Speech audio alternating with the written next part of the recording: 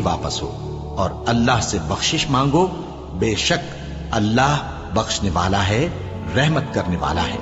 फिर जब हज के तमाम अरकान पूरे कर चुको तो मिना में अल्लाह को याद करो, जिस तरह अपने बाप दादा को याद किया करते थे, बल्कि उससे भी ज्यादा।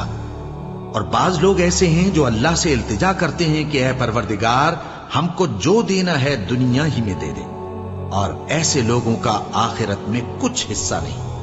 और बाज ऐसे हैं कि दुआ करते हैं कि परवरदिगार, हमको दुनिया में भी नेमत अता फरमा और आखिरत में भी नेमत बख्शियो और दोज़ख के अजाब से महफूज रखियो।